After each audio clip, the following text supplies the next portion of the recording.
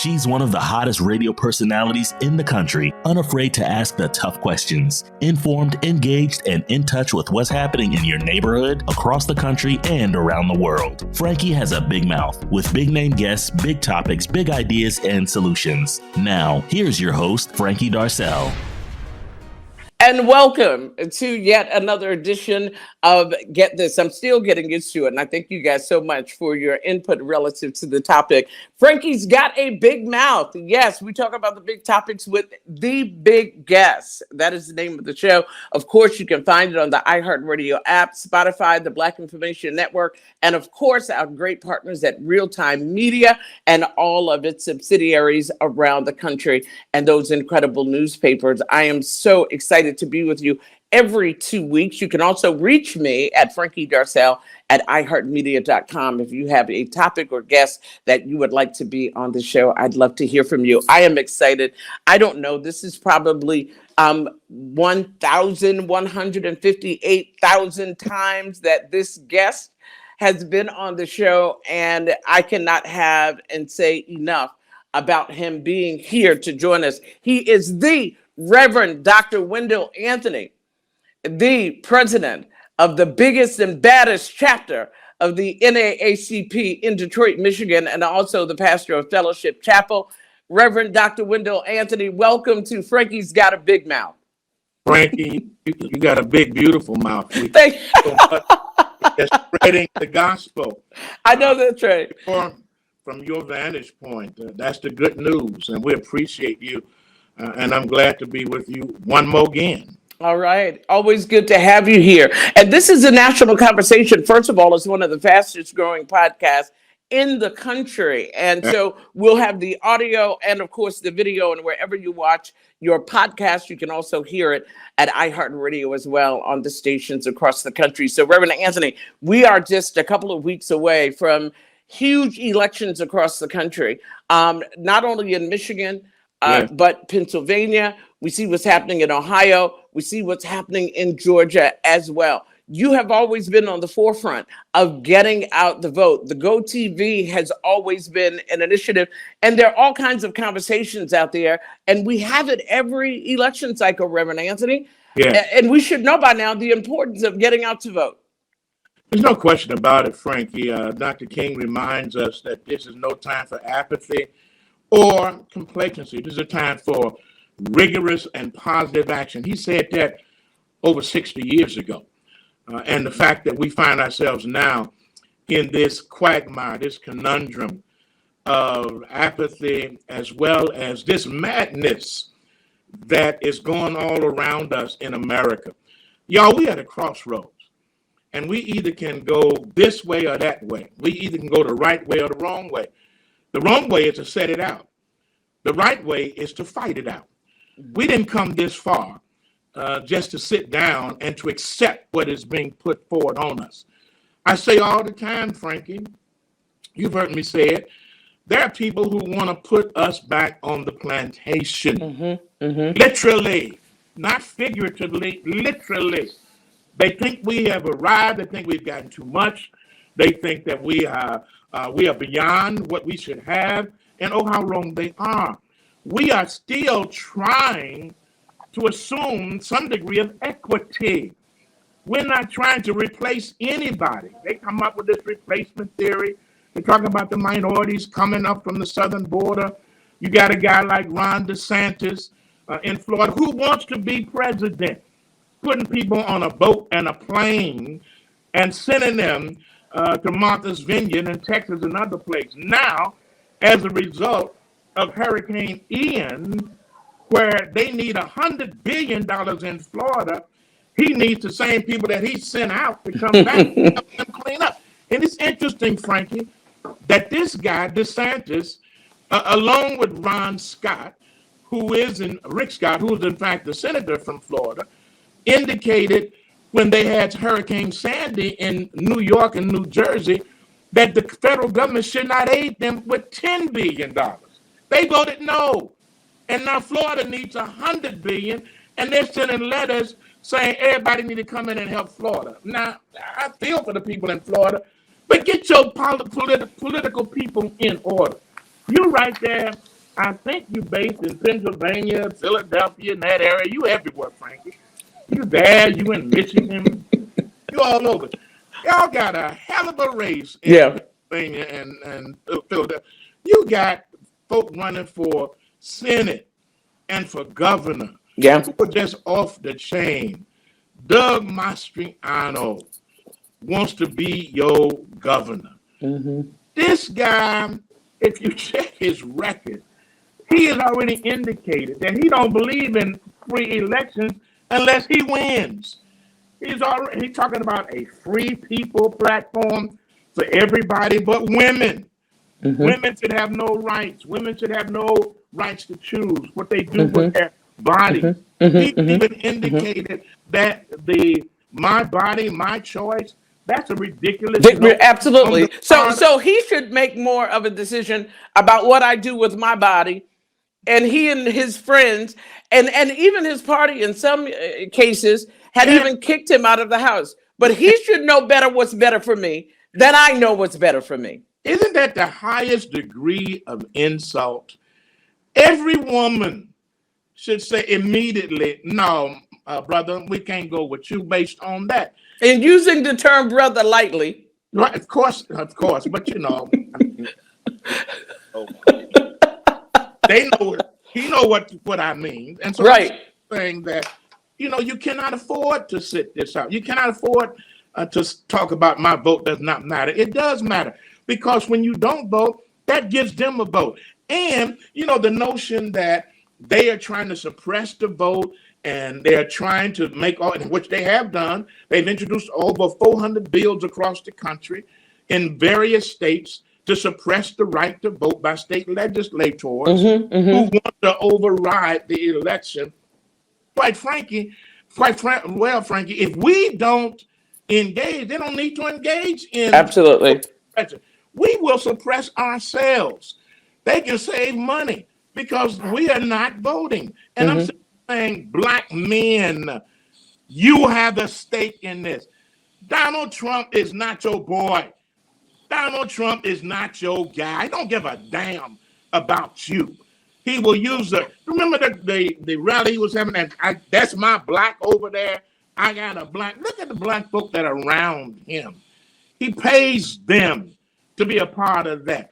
We cannot go with that. And when you talk about, well, Joe Biden is this and Joe Biden, I'm not pushing Joe Biden. I'm pushing policy. The policy that came out of this administration, the recent federal mandate to parole folk who've been in jail for small amounts of marijuana. 6,500 individuals, mostly African Americans and Latinos. That's huge. That means now that they can apply for housing, for jobs, and for education without those barriers being made. He sent a signal to the state government. You follow the suit of the national government. The infrastructure bill, that's jobs. That's Wi-Fi connection. That's roads. That's streets. That's jobs. That's contracts for black contractors, men and women. The fact that we're talking about the reduce the inflation situation in terms of the nation, the Inflation Reduction Bill, that's a part of helping you. The tuition reduction and credit that this guy is trying to develop. More black judges at federal courts than any administration in history, including our brother Barack Obama, Clinton, Reagan, the Bushes. Biden has put more black folk and brown folk on the federal bench than any president in history. That's enough right there. Ketanji Brown Jackson. Biden did that. What the hell do y'all want in terms of an expression of connectivity to the concerns that we've raised? The issue with regards to paroling people based upon their marijuana use, that's a campaign promise fulfilled. Black woman on the Supreme Court, that's a campaign promise fulfilled. The most diverse cabinet in history, that's a campaign promise fulfilled. Donald Trump didn't do it and wouldn't do it. He dissed you. He disses us. He tried to overthrow the government. He is a thief and a con man. He stole documents that are not his. He got them at Mar-a-Lago and lied to the federal government about I ain't got none. My hands are clean. Tried to get his lawyers to do the same thing, and they would not do it. Fomenting revolution. A would-be wannabe fascist telling lies. Do you know where he gets that from? Adolf Hitler indicated, and you need to know this, tell a lie, listen, tell a lie loud enough and long enough, and people will believe it. By means of shrewd lies, unremitting, repeated, it is possible to make people believe that heaven is hell and hell is heaven. The greater the lie, the more readily it will be believed. That's Adolf Hitler. Who tells more lies than anybody? The same one. The election was rigged. Biden is not the president. I can do it better than anybody else. Who lies more than anybody else? Donald John Trump. But why do you think, Reverend Anthony, he still has the influence, and that's to be seen, but one that he still has a hold? And how do you equate his influence based on what the Democrats should have in place in order to assure that they have done what they've needed to do outside of anything that the former president might be out there saying? I think, Frankie, it's several things. Number one, he gives the impression that he's a strong man. Black men like strength and all of that. We gravitate to that, even though he ain't strong, he's weak. The messaging on the part of the Democratic Party needs to be stronger, much more clearer. When you talk about the 10 top states in this nation, the poorest educationally and economically, if you go down the list, they are red states for the most part. For the most part, they are red states, not blue states. Red states were run by Republicans. Blue states are run by Democrats. Sing that song. Use more Black media to get out your message in terms of why we need to exercise our franchise. People who are sitting at the table need to have some interest beyond what the party has. Okay, so Reverend Anthony, let me start with this. And you've been an activist for a very long time. You've been in the struggle for a very long time. And even though the Democratic Party has a responsibility to assure, because that's the game and the times that we're in. Yeah. But with all of the struggle of Black folk in this country, at this point, though, should not, as a collective community, there be a conscious effort at this point to understand the importance of getting yourself out and being a part of this process? Of course it should, Frankie. And there are moves made all the time to do this. The Take Your Souls to the Polls campaign. That's a campaign that's used nationwide. There are faith-based organizations. There are labor organizations. There are Black people in the media who's pushing it. But there's something that is within us that we still believe it does not make a difference. I mean, I have church every Sunday, as do most pastors and preachers who do this work. But you still have to say the same thing over and over and over again. I can print it in a bulletin. I can announce it from the pulpit. You know, I'm going to be facetious here, Reverend Anthony, because we know through COVID, people knew when they relied on the federal government. Then when those checks were coming, people knew how to get involved in the PPP loans. People knew exactly when those checks were supposed to come and called their accountant to assure when those checks were supposed to come and that child and the child credit that they were eligible for. Absolutely. They took the initiative to do that because it was a direct hit. Social Security is supposed to go up by 8.2% next year. That's policy, Frankie. That's policy through this administration. Now, the Republicans want to make Social Security a decision of Congress that's decided every 2 to 5 years. That's our money. We've earned it. We don't need no vote on that. We've already on that. There are Republicans who get in office who want to make that a part of a budget issue that has to be voted on every 2 years or 5 years. Those of you who are out there who got Social Security, who getting it, you need to understand that, because that's what you're voting for. You got children that are in college. You got tuition that's due. You want to reduce that. Community college should be, and college should be free. Everybody should be able to go to college. And at least the cost should be down and equitable. There are people who are on one side that don't believe that, and there are people on the other side who do believe that. Yeah. And I'm simply saying, those are in your interest. If you're talking about why can't we get more contracts, well, hell, if you elect certain people, the democracy that we enjoy is on the line. Yeah.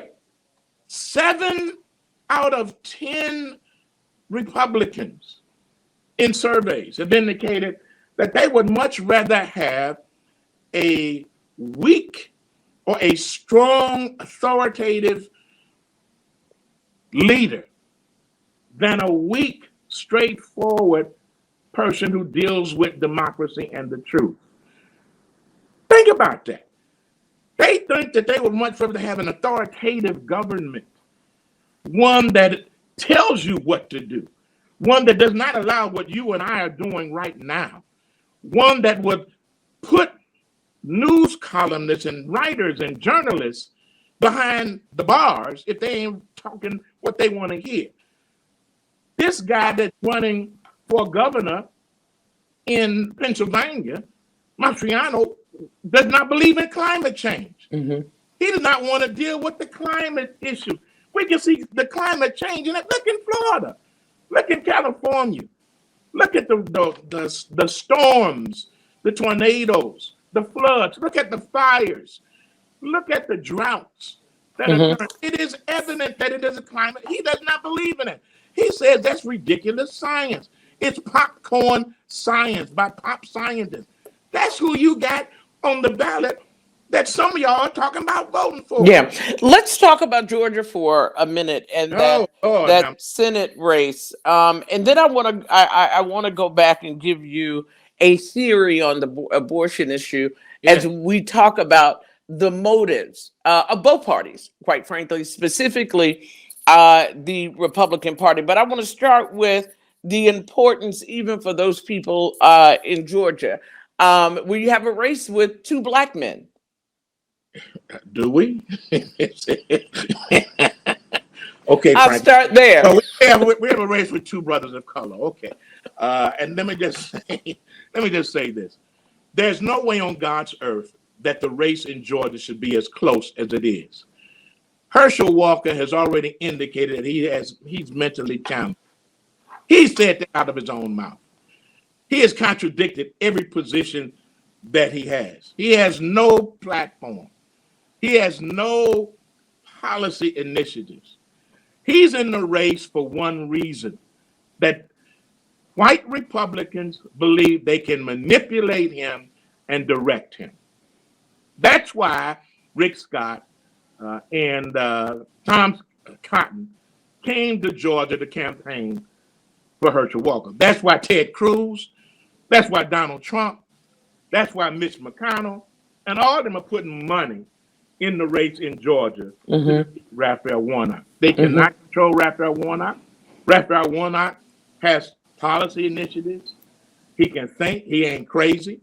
He understands what's going on. He's already demonstrated by his voting record where he is. He believes in climate change. He's already indicated the woman should have the right to make her own decision. He's not torn by the fact that, I said that a woman should not have the right to choose, and yet I've been involved in 2 different abortions, and I got kids that I have not supported, and my son, y'all just disregard what he's saying, even though he came out and done a piece on me talking about I'm an unfit daddy. Forget that. Matter of fact, I got a story about some bulls, bulls trying to go over the fence to get some cows. They already impregnated 3 other cows on this side. Now they're trying to jump on the other side And I think that's what y'all should be doing. That's what we're dealing with.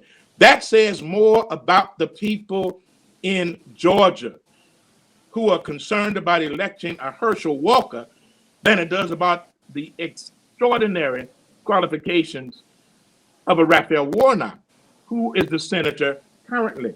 It's about power, Frankie. They've already said that as soon as we get in office, we're going to have all kind of investigations. We may even try to, the Republicans, we may even try to impeach the president. I don't know for what, but we won't looking at impeaching him.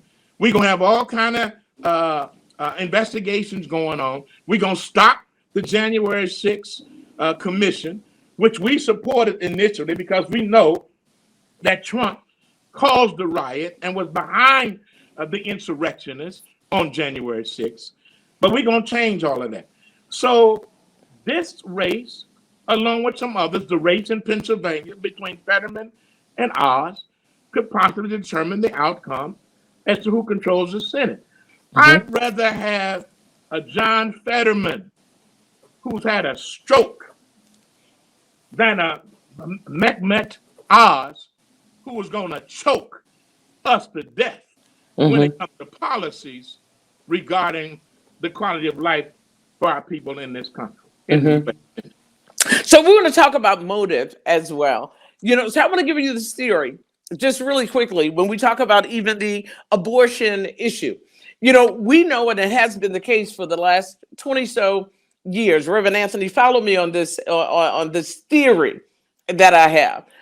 When we talk about the numbers of women, Black, white, and otherwise, who have gone on to get higher education and who have made less of a decision to have children or have children at a later age. It's just as a woman, one of the things that we're talking about is that this is a numbers game, Reverend Anthony, in terms of the abortion issue. You see, when we talk about redlining and gerrymandering and the like, see, if women stop having children, right, that means that what? The majority has the potential of becoming the minority.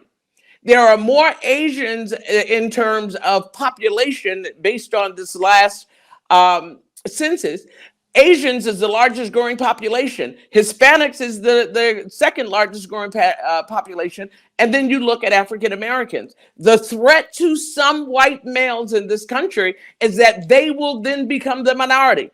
So if you legally stop women from having an abortion, just like in the race with Georgia, follow the analogy for a second.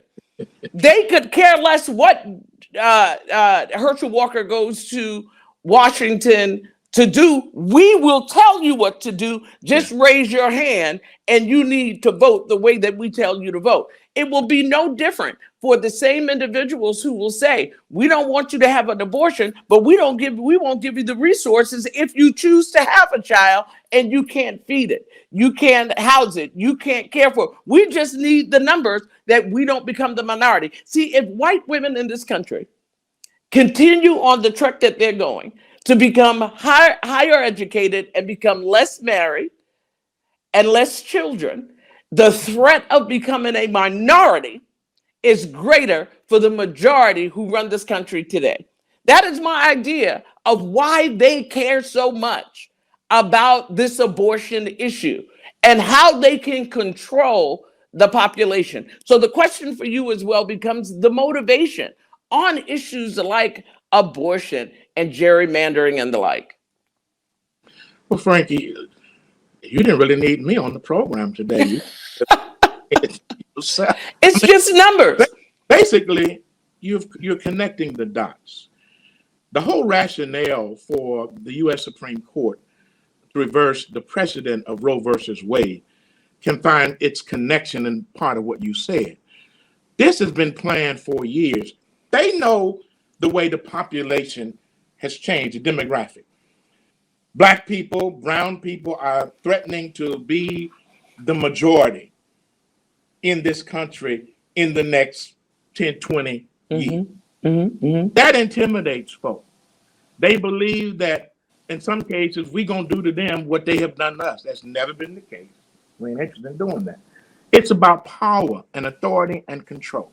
So if you cut it off in the past, if you force your people, as you talked about, to have children, not to have abortion, if you gerrymander communities, if you make life so unbearable and the quality so unlivable for people, if you don't give them good health care, if you don't provide educational opportunities for them, you diminish them. If you tamper with their spirit, if you mess with them as relates to the voting and all that, all this stuff is connected. It's no accident. You run candidates that are rooted and running on a woman's right to choose, or I believe in the right to life. You don't believe in the right to life. What you believe in is in the right of a fetus in the womb. But once the baby is born, you want to escort him to the tomb. You don't provide no health care. You're not interested in no jobs. You're not interested in no quality of life. You tell the baby to go to hell, basically, once they are born. So that's not the right to life. That's the right to be born and not the right to live. So it would be much different if you were consistent in what you were advocating, but you're not. And so the dots have been connected. So yeah, I agree with a large part of what you're saying, that is a part of what we're dealing with. That is a part of the motivation in terms of control and to maintain the power base. By sheer numbers, the numbers won't be there, but by putting ourselves in positions of power, by changing the laws in the state, by making sure that we do voter suppression, that we have this ban.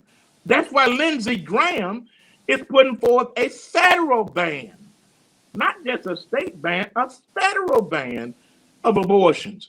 That's why you have Mastriano talking about what he's saying. That's why you have Donald Trump running around the country doing what he's doing, advocating against all the institutions in this nation. That's why they're so bent on the border issue, building a wall, building and stopping migrants from coming here and refugees from coming here who are legitimately able, according to the Constitution and the United Nations Constitution, in terms of the rights of refugees and those who are seeking asylum from death and from criminal activity. They have a right to do that.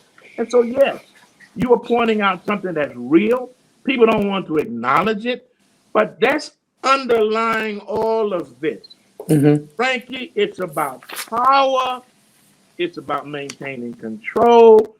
It's about this ain't what our forefathers had in mind. They didn't have in mind black and brown people and women running nothing. We got to take our country back. We got to make America great again. Well, when was it great?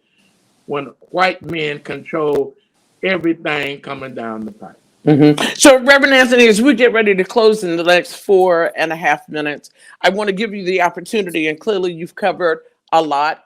We've talked about education. We've talked about healthcare. We've talked about Social Security. We've talked about a quality of life and a quality of living and how all of that is affected.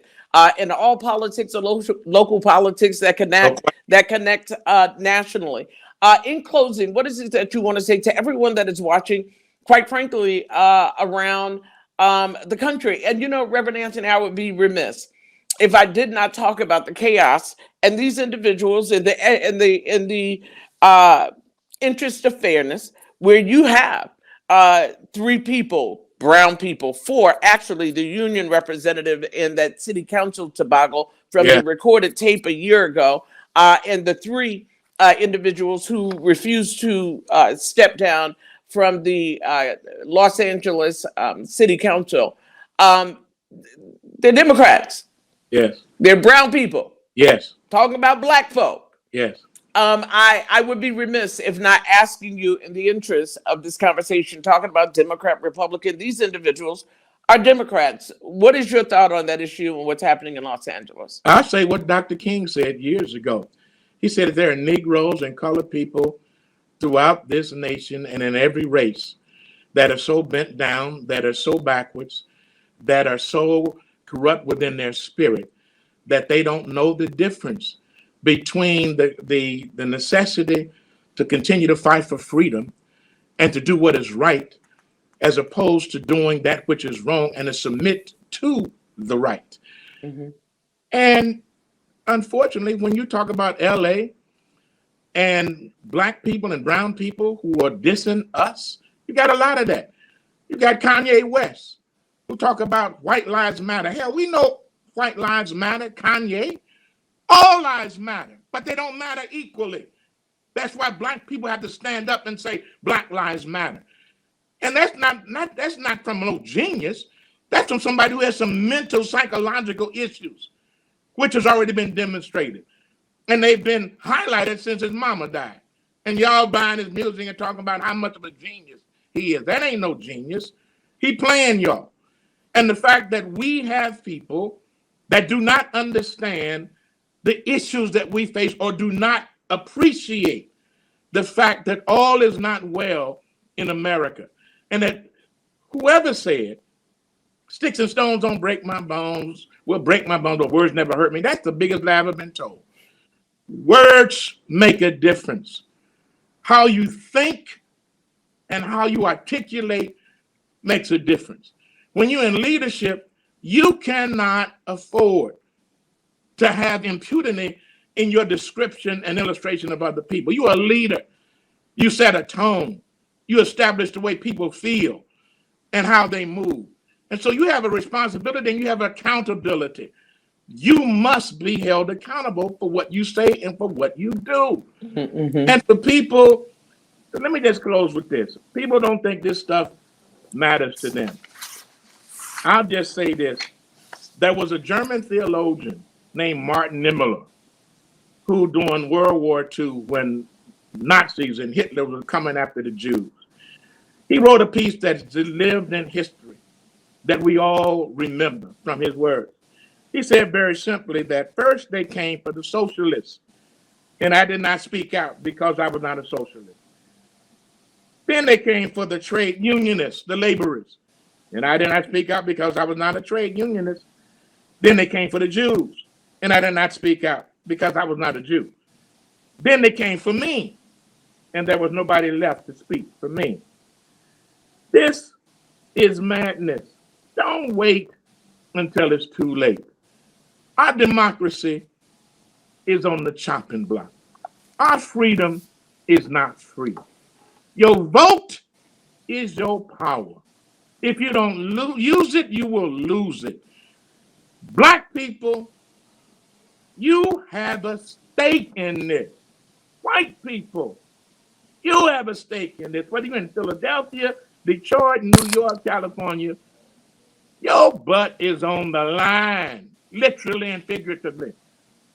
If you don't use it, you lose it. Don't make our democracy wait until it's much too late. Take your souls to the polls and vote like your life depended upon it, because it does. It does. I so appreciate you, Reverend Dr. Wendell Anthony, president of the biggest and baddest chapter of the NAACP and also Fellowship Chapel in Detroit, Michigan. Always good to have you on the show. We'll definitely, as we get close to Election Day and thereafter Election Day, it's almost like on pins and needles, particularly, Reverend Anthony, when you know, and you're one of those who are socially conscious and committed to understanding the improvement of your community, just keeping your fingers crossed that people will do the right thing and simply take time to cast their vote is unnerving for people who are in the movement for real. Knowing that there's some people that need to hear this conversation and need to have their butts at the poll. So we'll definitely talk again either prior to Election Day or definitely there after Election Day for sure. But thank you so much for spreading your word nationally. Thank you, Frankie. Love you. Appreciate you. I appreciate you back. I'm Frankie Darcell. Make sure that you check out the podcast every other weekend at the iHeartRadio network. You can also find us on Real Times Media and the incredible newspapers around the country at the Black Information Network and on Spotify. We'll talk again in about 2 weeks. Thank you for joining us for this edition of Frankie Has a Big Mouth. Find us on the iHeartRadio app, the Black Information Network, Real Times Media, or wherever you get your podcast. We'll see you next time for more compelling conversations.